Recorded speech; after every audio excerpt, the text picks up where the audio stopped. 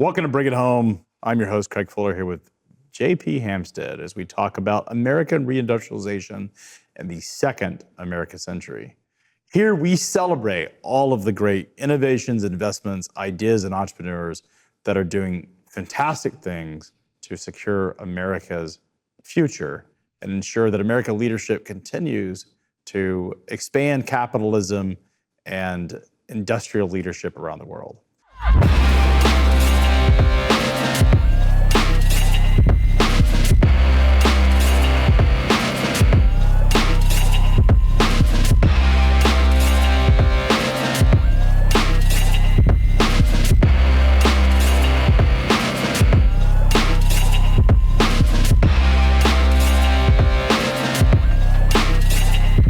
This is a really exciting time in what's happening. We're seeing so many things take place. JP, what have you, what are the headlines of the week? Yeah, sure. One of the really cool ones that we came across, Scout Motors, they're building electric vehicles in Blythewood, South Carolina. They've got a $2 billion facility on about 1,100 acres. They just announced their product line that they're building there. So they have the Terra, which is an electric SUV, and the Traveler, which is an electric truck, both of them with ranges of about 350 miles. So they've been they've completed this factory, and now they've sort of announced the cars that they're coming out with. So that was one big one. Again, another part of just sort of the electrification of the automobile industry. So much in the auto sector is taking place. It's really battery technology that's driving this. I mean, ultimately, the auto frames look whether it's internal combustion engine or electric, you hardly know. When you see it go down the street, you can hear it. About the only way you can tell whether it's an electric or a gasoline or internal combustion engine is really just the sound. But at the end of the day, the frames look the same. But what we're seeing is all this innovation coming around, largely due to battery technology and sort of the electric powertrain. Yeah, and they're also, I think the electric cars just have more high-tech interiors as well. I mean, Tesla kind of invented these new ways to think about the console, to think about, controlling the car from your phone and software. It's also the software versions. I'm going to upload software in my operating system, which is now you're finding it in non-electric vehicles, but Tesla was the innovator there in terms of rather than changing the hardware, let me change the software out, and really exciting time. So it's interesting because there's another headline that actually, there's an article that came out in the New York Times, and this was sort of an election, right before the elections came out, focusing on North Carolina, but it was highlighting some research from the Brookings Institute, and it was saying that counties in the U.S. that were hit hardest by the so-called China shock when China entered the WTO in 2000. Basically, from about 2000 to 2012, large numbers of American manufacturing jobs left the country. And basically, this study was showing that the counties that were hardest hit by the China shock have received an outsized share of funding from the CHIPS Act, the Inflation Reduction Act, and the Infrastructure and Jobs Act. Almost 1/3 of all the money that's gone out so far has gone to regions that have lost jobs. Interesting. Right? I do find it really interesting. You talk about North Carolina. It's furniture is a big piece of the North Carolina economy, and textiles. I mean, those are the two things that really they lost out on. Bad. But what is really interesting about this is that North Carolina, probably to credit to its sort of government policies and state policies, but also its education system. I mean, it has arguably one of the best public education university systems in the entire country. That research triangle, which is Raleigh, Durham, North Carolina, has been really Duke, UNC Chapel Hill, and what's the Wake Forest. Yeah, Wake Forest are all out there, and they've created just a fantastic place to create engineering talent, and they really doubled down on it. It's part of the country that a lot of people have sort of don't pay attention to in terms of technology research, engineering, software, but they're well known for being a leader in that. Not to mention, North Carolina is a leading, believe it or not, a leading banking and financial state. Yes, that's right. Bank of America is headquartered in Charlotte, North Carolina. Bank of America, and no, that's true. There was another in that book, Barbarian at the Gates. There was a bank that was associated with the R.J. Reynolds people as well. That it was. I can't remember. It was like this weird like community of Czech immigrants that had started this bank. It was like it wasn't Moravia. It was something. I can't think of it right now, but maybe we'll. Yeah, I mean it's a big banking. Wachovia was. Wachovia. That's the bank I'm talking about. Wachovia, rest in peace. But Wachovia was headquartered there. Bank of America is headquartered there. It moved its headquarters to Charlotte. And what's I think really fascinating about North Carolina, and Tennessee actually is a very similar sort of story to North Carolina, is two states that were literally relatively poor. If you go back 20 years ago, 30 years ago, growing up as a Tennessean, and you're also from the state, is Tennessee was a backwater. It was a state that was sort of forgotten by the modern economy, and it was a state that was largely sparsely populated, but also very poor. And what we've seen in the last 40 years with so much happening is these are destination states. I mean, low taxes, business-friendly climate. These are states that are, I think, have been starving for investment for the last, for the last century, and they're welcome to investment where other states may have taken it for granted, in parts of the world. So what we're seeing is this emergence of the South become big in auto, big in technology and research. You mentioned the electrification, a leader in that, but also aerospace. A lot of people don't. I mean, think about the Wright brothers. As they started, Kitty Hawk, North Carolina, was the birth of aviation. It's funny because you look at the Dayton, Ohio, and North Carolina, both are rivalry. Lay claim to the Wright brothers. But the first flight was in Kitty Hawk, North Carolina, first successful manned flight, and so powered flight.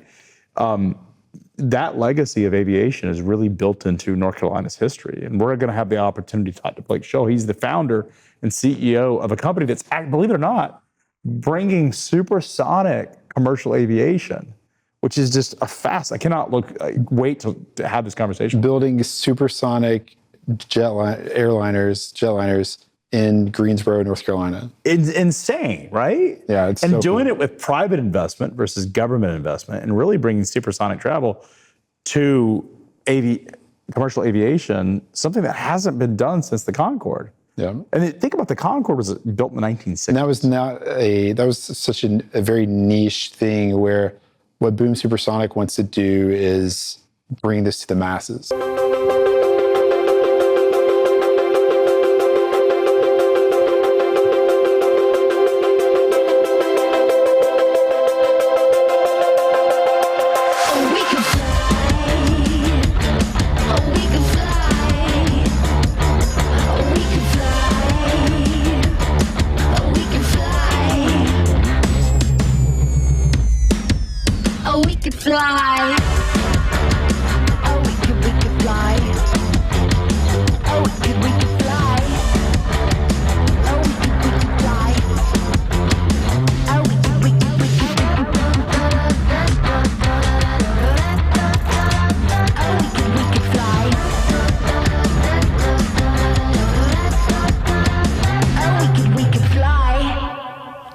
So JP, it's interesting talking about aerospace innovation, venture capital that have really driven, last couple of decades of the American economy has been driven by just so much that's happening.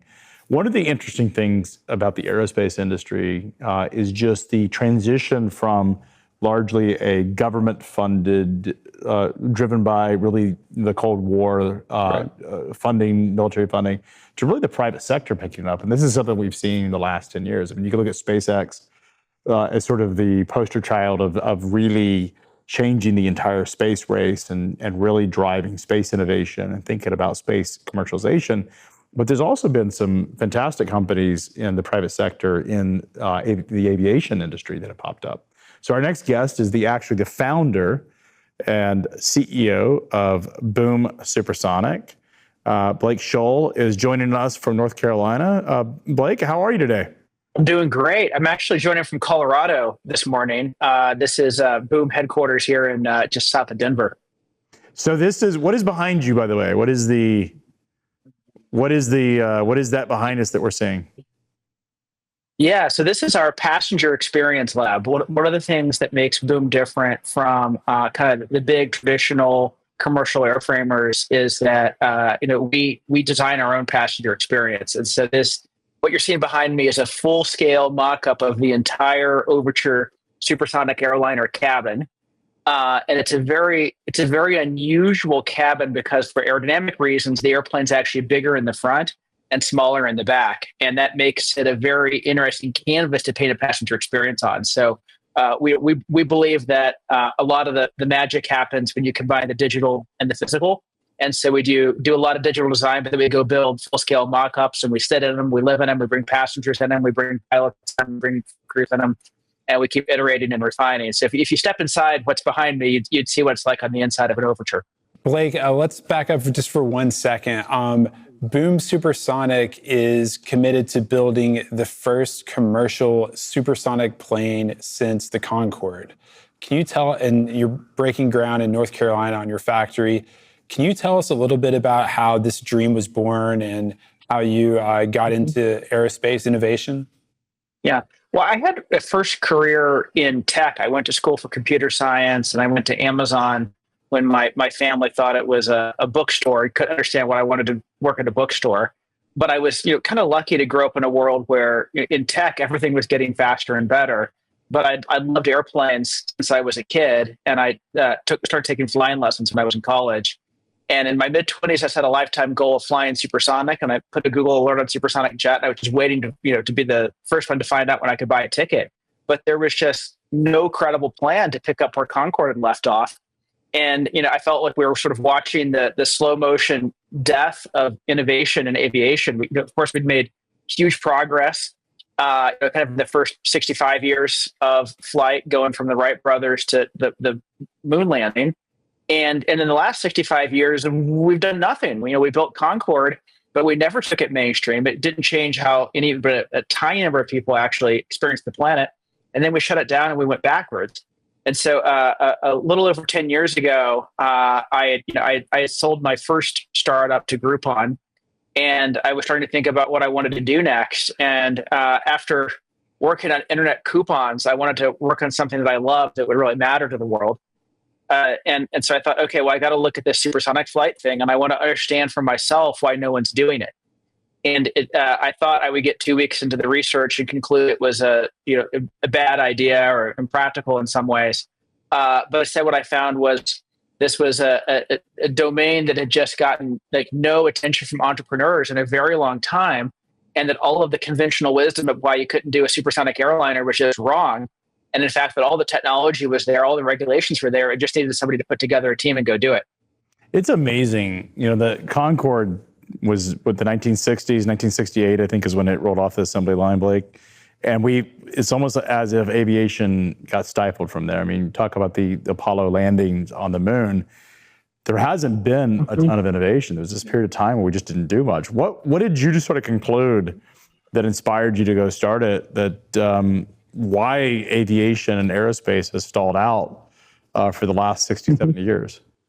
Yeah, people thought that the moon landing was a leap forward in space exploration, and they thought that Concorde was going to be a leap forward in commercial air travel. But unpopular opinion, I think Apollo killed space exploration, and I think Concorde killed supersonic flight.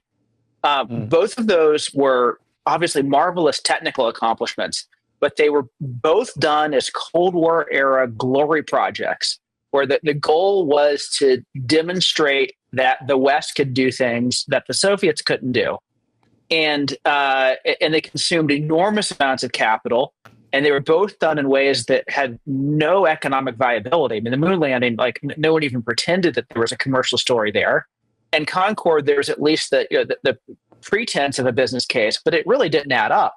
Concorde, 100-seat airplane, 100 of not very comfortable seats. And in order to be profitable, the tickets had to be close to $20,000 adjusted for inflation.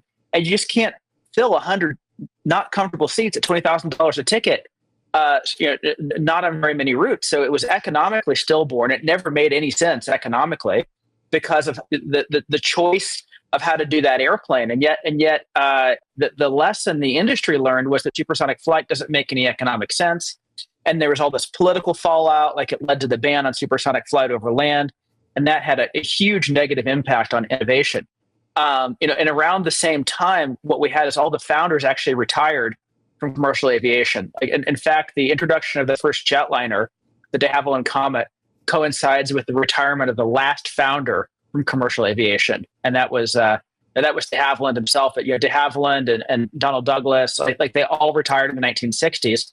And since then, we haven't had entrepreneurship in aviation. Boom was the first new commercial airliner company founded by an entrepreneur since Douglas Aircraft in 1921.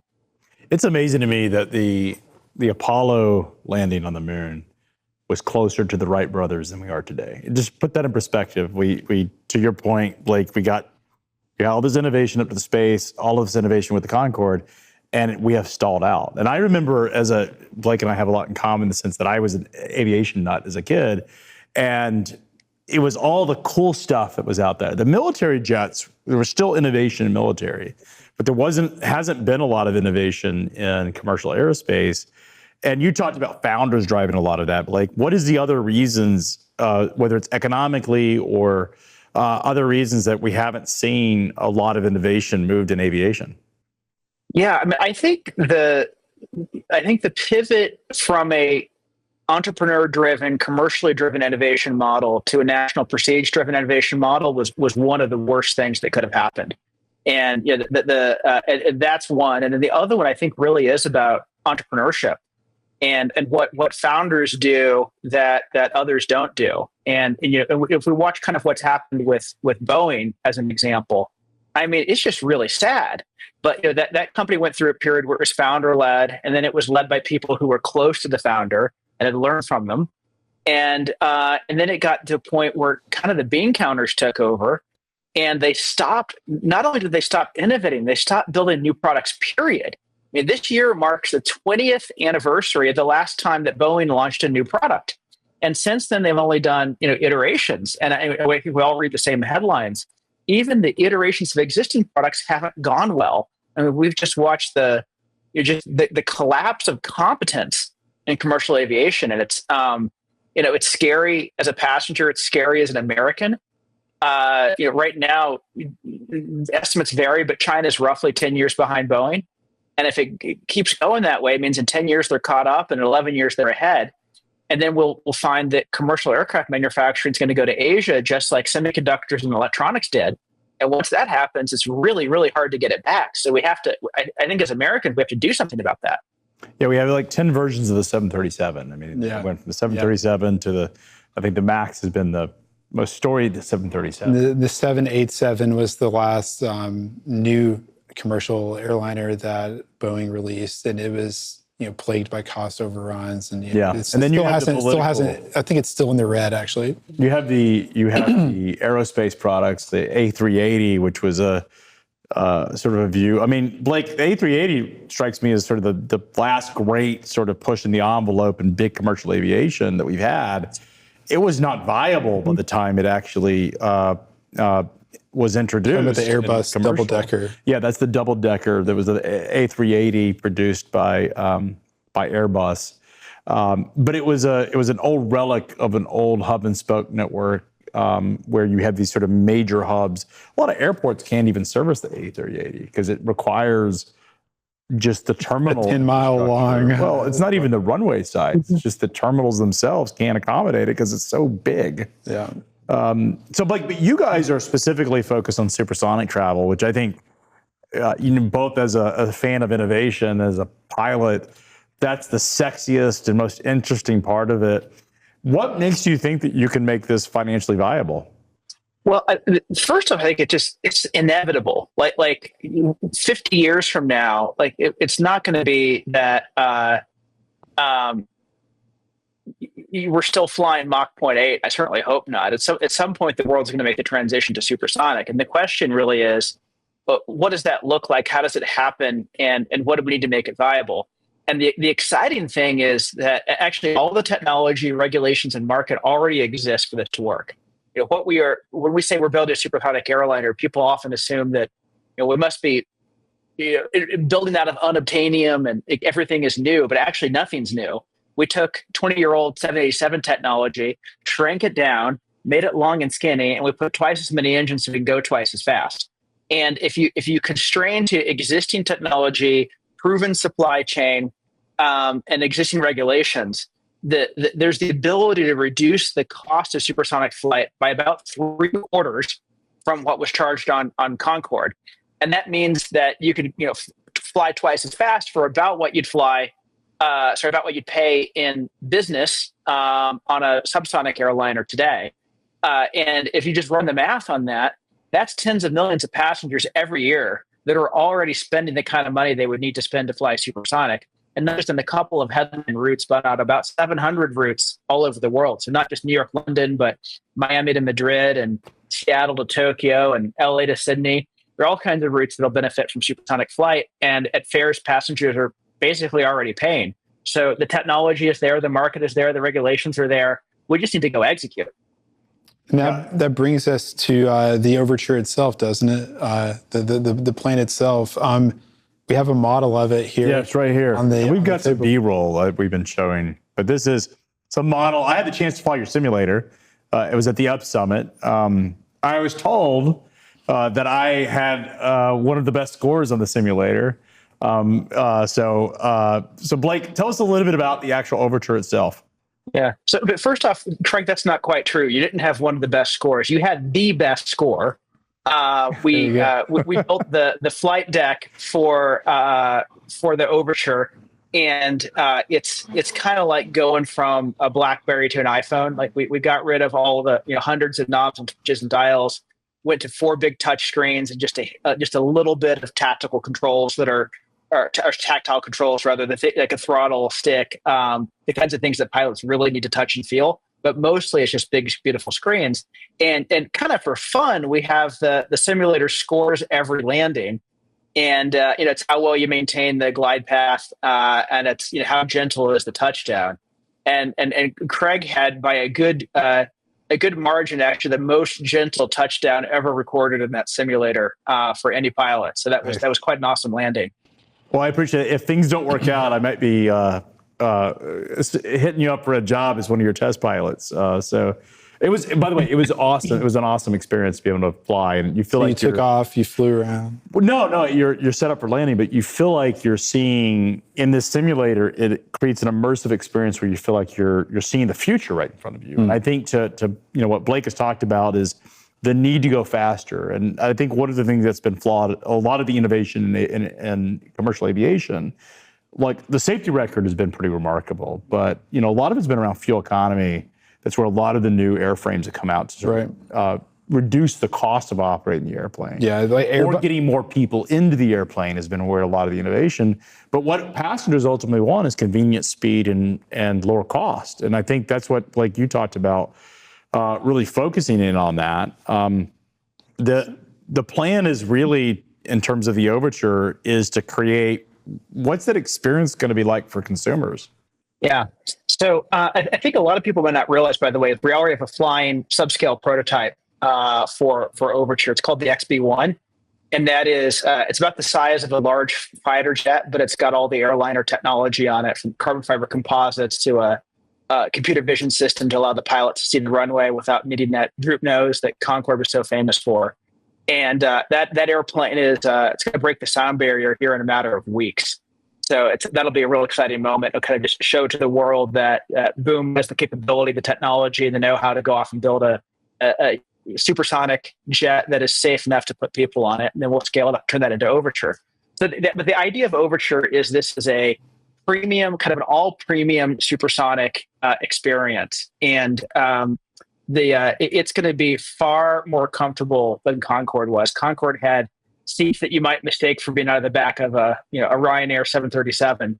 And Overture will not have flat beds, because on a 3, 4, 5 hour flight, you leave the bed at home and you sleep at home, or you sleep at your destination. You don't need to sleep on the airplane. But it's going to be a really nice experience. We're going to unveil that in a big way next year. But there's 64 seats. They're all really nice. And one of the things that I just love about this team is we sweat the details. And today, when you walk into an airliner, it's kind of like nobody cared. There's seams and gaps and weird colored plastic everywhere, and it tends to have loud background noises, and the PA volume is never right. And so that's part of the reason why we've invested in that the lab behind me is, we want to mock everything up. We want to sweat all the details, and we want to build an experience that is refined and comfortable and tranquil, almost like an oasis in the sky. You go through the airport today and you go through security, and it's just awful and stressful and loud and uncomfortable. And the moment that passenger steps onto Overture, we just want them to feel that there's someplace completely different where they're really cared for.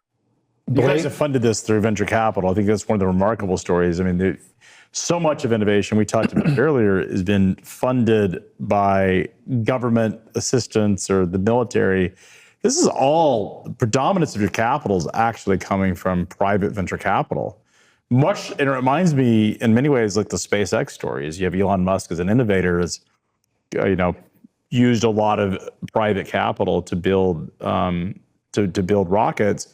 You're also following that model, perhaps even more focused on private capital. What is that journey like? I think there's probably more innovation in how to finance something like this than there is innovation in the airplane itself. Because this is, it's a capital-intensive effort. It's going to cost billions to get the airplane all the way done, and it's going to take time. And so we're sort of inventing the financing model for that as we go.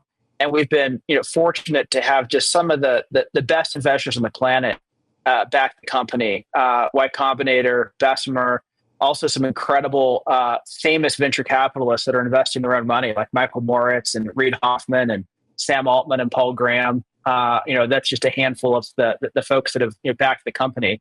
And fundamentally, the reason they do it is because they believe it's going to be a great payoff.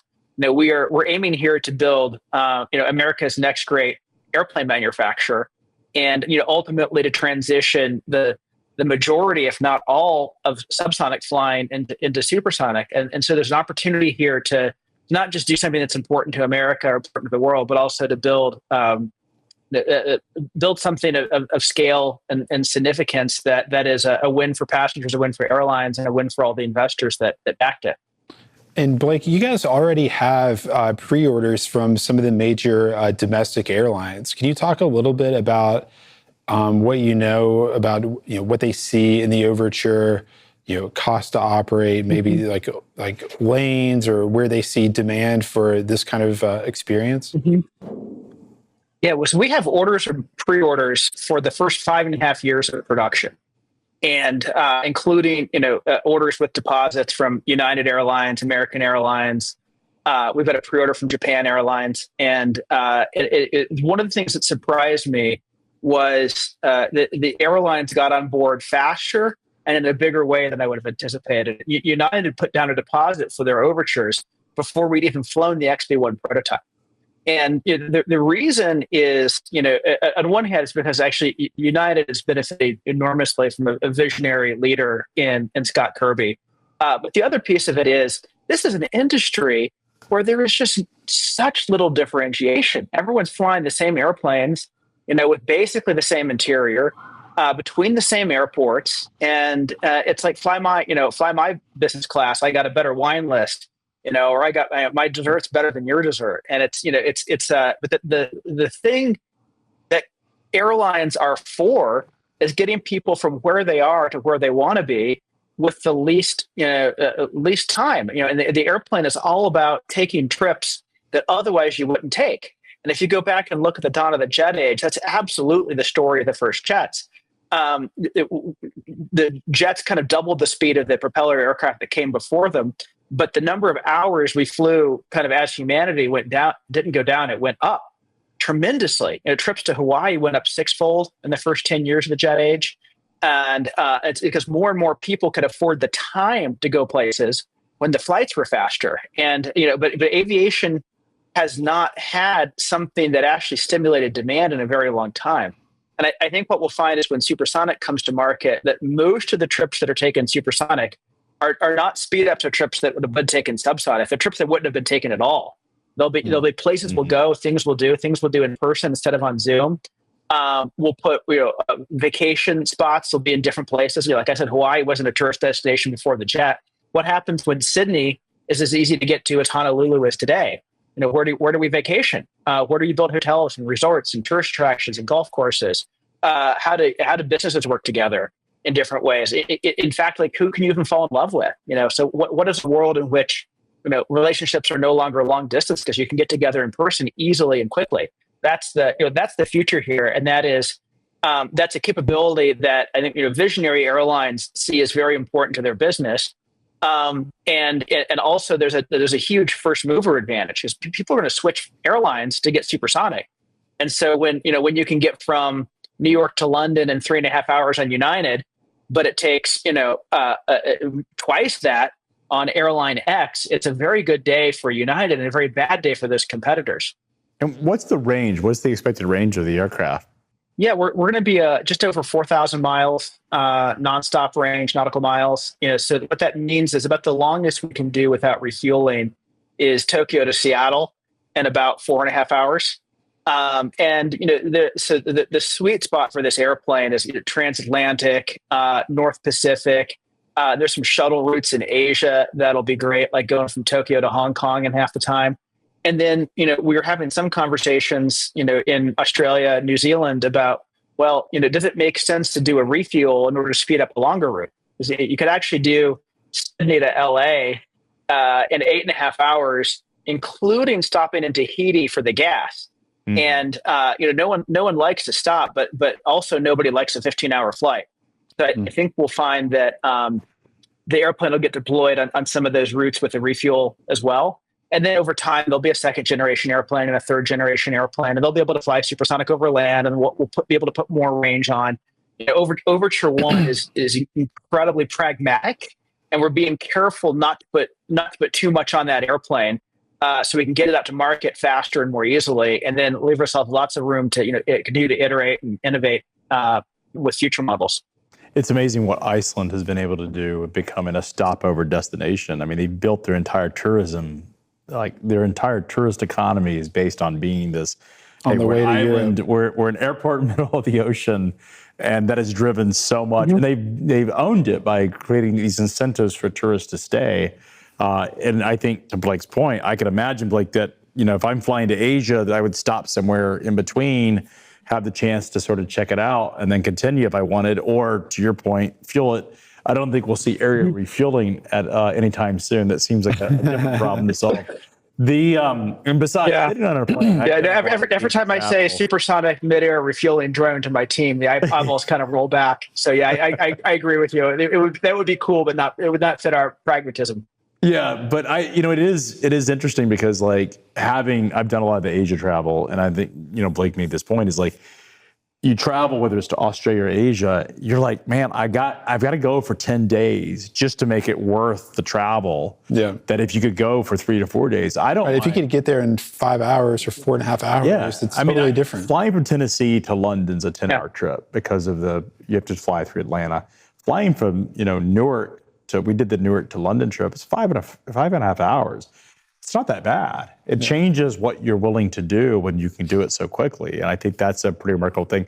One of the things we talk a lot about here, and the purpose of this show, Bring It Home, is really the idea that this is the America's century, if you will. Again, sort of the second America century. You mentioned China's 10 years behind in aerospace. There's a lot of reasons structurally on why they are slower than the U.S., both culturally, regulatory. The aerospace is not open. Pilots don't have a lot of experience. Just stories of folks that have flown in China, just how different it is than the United States. So we have not lost the lead in aerospace to China yet. You've mentioned that if we don't do something, there is the threat of that. But let's talk a little bit about why this will be a successful venture and why does the U.S. have the opportunity to win? Yeah, well, I think absent something like this, China is going to win. They're now shipping something that is kind of a 737 class airplane. My guess is we'll block it from U.S. airlines purchasing it, but you might find around the world that that market share starts to tip. But I think the way we win is to innovate and to make sure that we invent and build and manufacture the next generation of commercial airplanes here. And we do the thing that America does best, which is innovate. And if we keep innovating and we get out of our own way in terms of, red tape and restrictions and stuff that make it harder to build, if we could cut our own red tape and we keep innovating, then this is continue to be the place where the future of flight happens. You've chosen North Carolina for production. Tell us a little bit about why North Carolina specifically. Well, the Wright brothers chose North Carolina, and that went real well for them. But no, in all seriousness, there were some hard constraints and some soft constraints, and we looked at a whole bunch of places, and we were very, very happy to pick Greensboro to be the first super factory location for Overture. And one of the hard constraints is we wanted to be relatively close to the coast. You still can't fly supersonic over land in the U.S. That'll change someday. But what that means is we need to be able to get out over the open ocean and test every airplane supersonic before we hand over the keys to the airlines. And so being coastal mattered.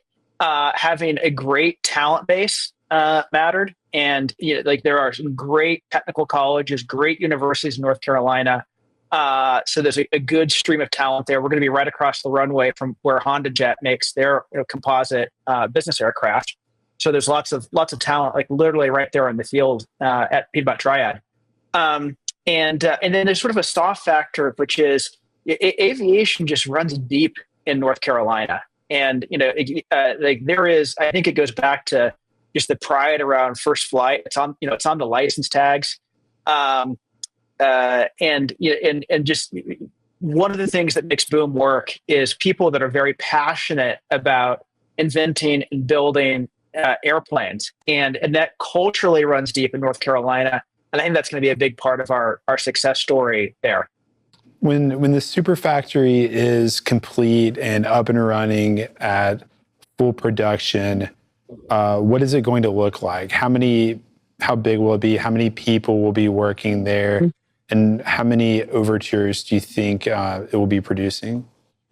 Yeah, well, we just did the ribbon cutting on Super Factory 1 in June. So that facility is complete now. And we're starting to install the first equipment inside it. The overhead cranes are going in. I think we've got one or two of them in already. And then in the next year or so, we're going to be starting to install test cells and tooling and getting ready to produce aircraft. And so Super Factory 1 is designed to do 33 aircraft per year. And we have plans to build Super Factory 2 and 3 potentially right there on the same site in Greensboro. And that would take us up to the ability to do 100 airplanes per year. And I think we will need to get to 100 per year in order to just not leave demand on the table, but to fill the orders we've got. And I think that the additional ones we're going to get as it turns out that people fly more when flights are supersonic. And what do you think about employment wise? Yeah, it's going to be on the order of a couple thousand jobs, and these are going to be like super high paying, high quality manufacturing jobs, high quality engineering jobs that supporting that operation. So it'll be a significant footprint. And then what about like the supply chain? Like how robust is the supply chain? Is this predominantly U.S. components and parts, or are you actually going to be sourcing from around the world? It's a global supply base, and I think that's smart for us in a whole bunch of ways. We basically looked and said, look, we're building Overture 1 out of 787 like technology, and so we want to use the suppliers that prove themselves well on that program. And as Boeing has pulled back on 787 production, it's actually created capacity in that supply chain that we could go get on great terms. So our fuselage is going to be manufactured in Naples, Italy by Leonardo on literally the same production line that builds 787 fuselages. The wings are coming from Spain, from Air Nova. The landing gear is getting designed and built by Safran in France. The fuel system is coming from Eaton in the UK. And yet there's also tons of American components as well. We're assembling our Symphony engines in San Antonio, Texas with Standard Aero. And they're getting designed in West Palm Beach, Florida by a team that is basically an ex-Pratt & Whitney team.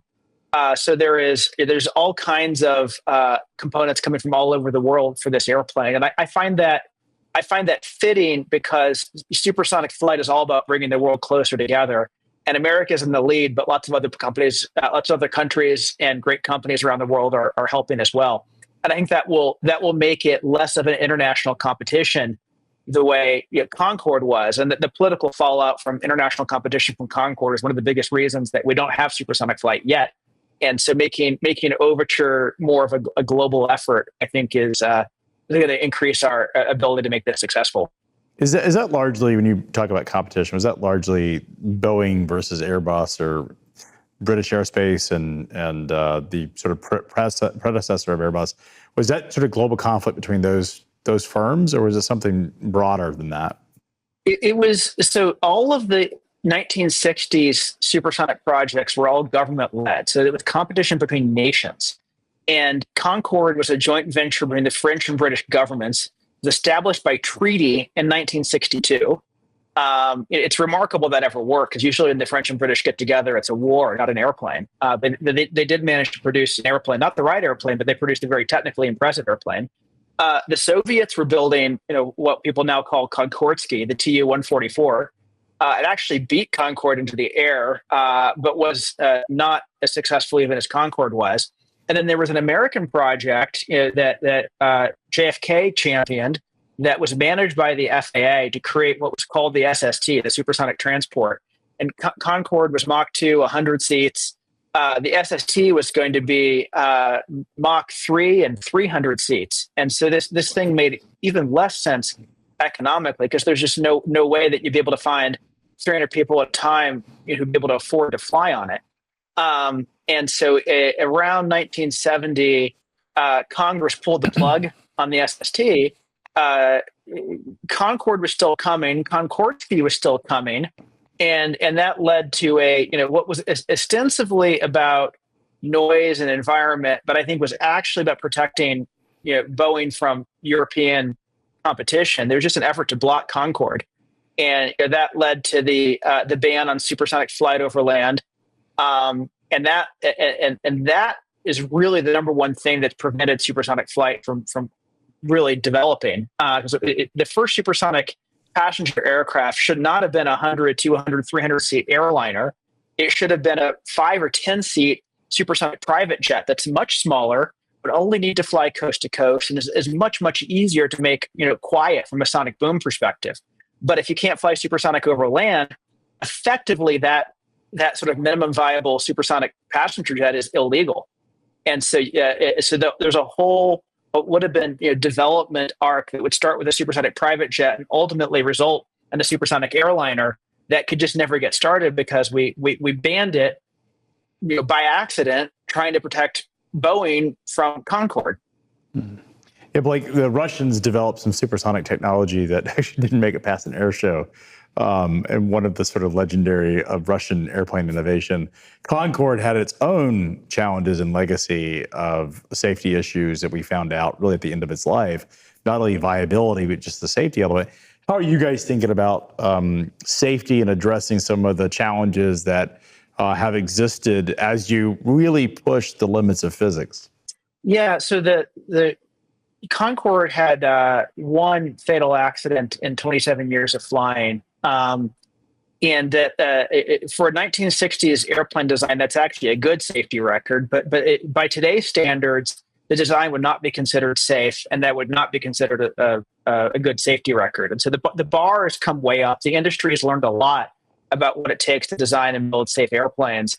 And we've learned from that the Concorde accident, for those who don't know the story, had nothing to do with flying supersonic. It had to do with first off, some operational mistakes. That Air France crew was on the wrong runway. They were overweight for their takeoff. and then they ran over some debris that had fallen off of another departing aircraft, and it burst a tire, and that led to a series of mishaps that the crew didn't really handle perfectly, and it ended in tragedy. And so the way you fix that is you address every single piece of it. And so Overture, for example, it doesn't have two engines right next to each other. It's got four engines, and two under each wing, and they're nicely separated, such that if one engine encounters a problem, it doesn't take out the one sitting right next to it. The fuel tanks are reinforced. We've reduced the takeoff speeds through optimizing low-speed aerodynamics, installing flaps and slats. And we've also gone from four-wheel trucks on the main landing gear to six-wheel trucks. All of that means there's less energy on those tires. So if you burst a tire, it's not going to have that chain reaction that it did on Concorde.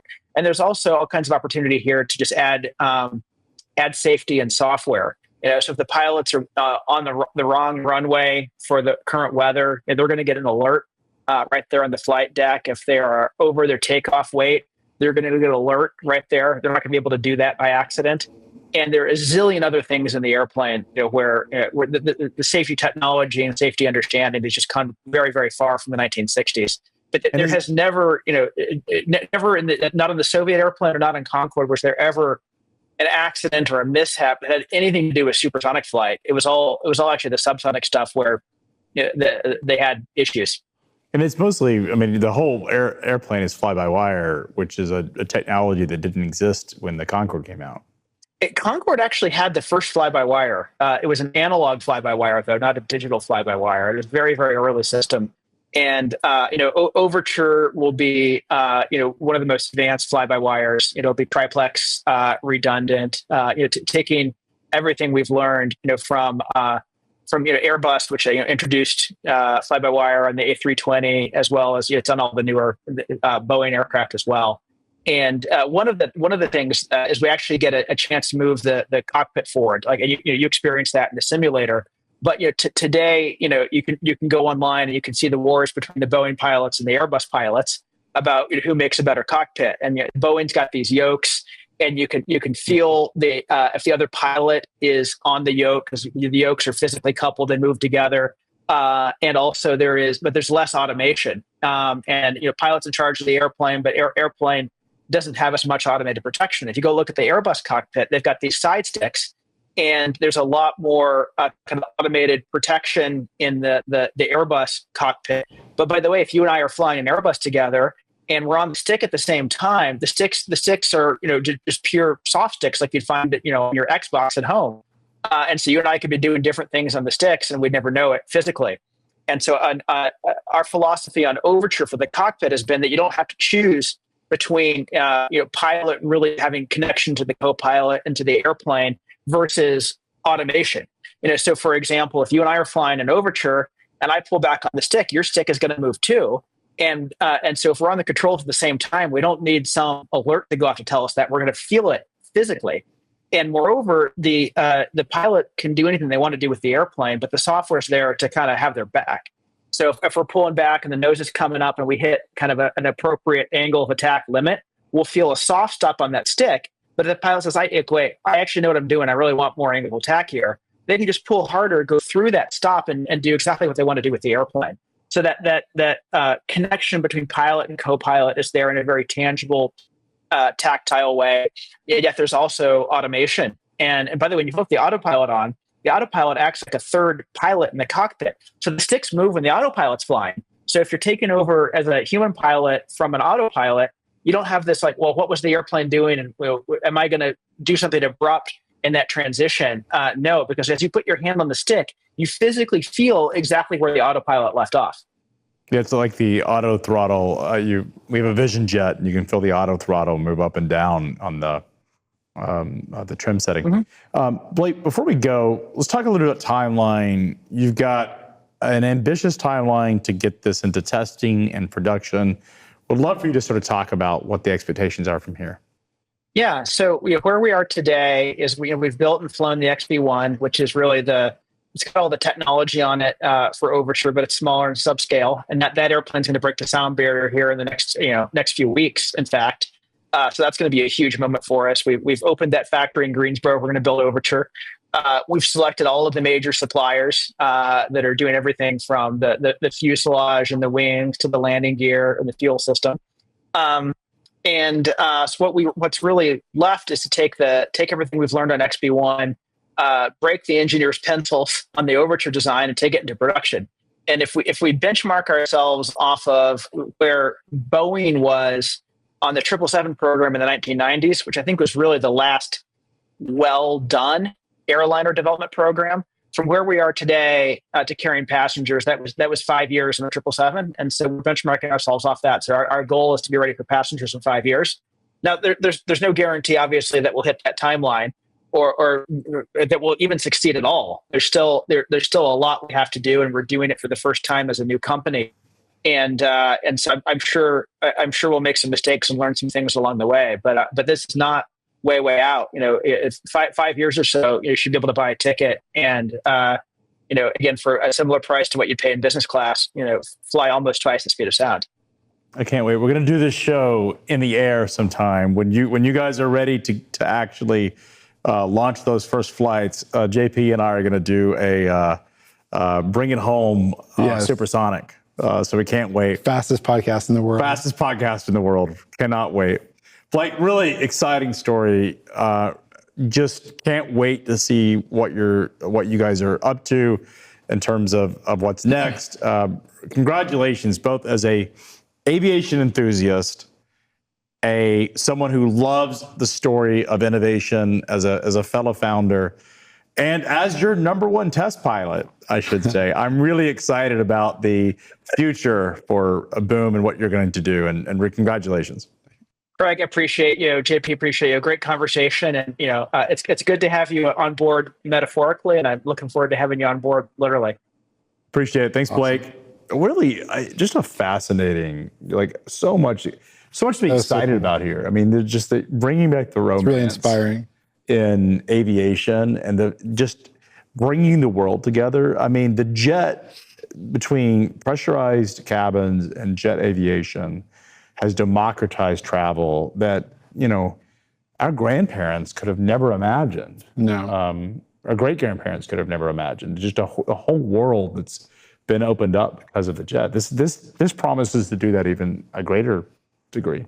Yeah, and I loved what Blake said about how it's going to change vacation destinations, change relationships, change just the way people conceive of space, right? Everything will seem closer. Mm-hmm. Yeah, it just makes it accessible. I'm taking my kids, my sons, we do a boys trip every year. We did Japan, we did Iceland. This year we're going to Singapore for spring break. And it's 10 days. It's a tight trip by the time you look at all the travel. But it's something that, you could do for 3 or 4 days if you had access to supersonic travel. Blake, really appreciate your time. So excited for what's happening. And we'll talk soon. When I think about everything that Blake talked about and just the democratization of travel, how this is going to bring the world together, what it's going to offer in terms of personal transportation, and just could create a whole new industry of supersonic travel, I think it's pretty just fascinating. New cities will be familiar to people who have never been there before. The way that people conceive of space will be radically different. Things will seem twice as close as they were before if you can go there twice as quickly. Just in the same way that you were talking about the jet, but I would think about the railroad and the automobile, just opening up travel, relationships, experiences. You know what's exciting, JP, is I think about just a few weeks ago we saw Elon Musk's or the SpaceX land the spaceship in the arm grab. Yeah, they call them the chopsticks, right? They hold out and do that. And the number of space launches, or the number of satellite launches that have happened exponentially because of SpaceX. This is the private sector that is bringing bringing in a new level of innovation, of exploration, a very American type story. He wants to be able to turn those rocket engines and a day or two. Yeah, right? and now we talk about supersonic travel, the stuff that we were promised in the, as a young boy, Jetsons. as a both a space enthusiast and as an aviation enthusiast, the stuff that I dreamed about, because it was always when I was a kid, I was reading these books about all this supersonic travel, Like popular mechanics, right? Popular all mechanics, the stuff we popular read science. about back then is now all coming. the stuff that was coming. As someone who was younger and grew up as a sort of aviation enthusiast, it felt like everything stalled out. And what's so awesome about this is no longer the government doing this. This is actually the private sector. And it can only exist because of the American venture capital system. And you look at the amount of venture capital that's been deployed, even if you look at the amount that's been deployed globally, it's mostly American firms that have created the opportunity for SpaceX, have created the opportunity for the internet and the emergence of all these companies, but have also things like Boom. Yeah, and I think it's so important that we have, a group of, VCs or financiers or however you want to think of them that, yeah, of course, like Blake said, they're doing this because they think it'll be a fantastic return. It'll be the best way for airlines to differentiate themselves from each other, in the past, for the past few decades, right?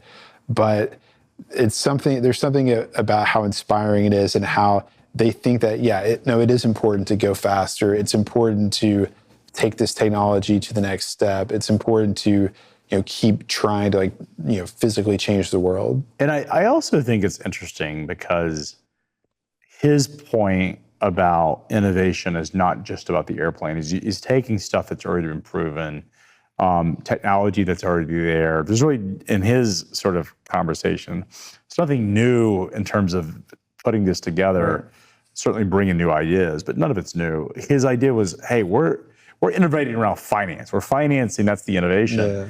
And that can only exist through American capitalism. And that's what makes this so possible, is the willingness to take great risks. They're willing to innovate. Our fantastic university system of engineers that we're able to create. He talked about the reason North Carolina made sense was largely the engineering talent and the access to aerospace talent. But it's also, let's not forget, finance is so important for these things. And that's what's going to drive a lot of the great American innovations, is this whole financial structure. And I think there has been just a paradigm shift where they're more willing to look at hard manufacturing, hard science, physical objects, atoms, not just bits, right? It's not just about funding the next big, consumer software play, but what is it? I think Peter Thiel has the statement is like, we wanted supersonic travel and flying cars, and we got 140 characters. Probably the greatest quote that defines what the and 0 to 1 has that whole chart about how the speed of movement has stalled out. Yeah, it has. It totally has. Well, it's such an exciting story, and can't wait to see what Boom does. Don't forget to subscribe to Bring It Home on your favorite podcast player. We feature American reindustrialization and the second America century.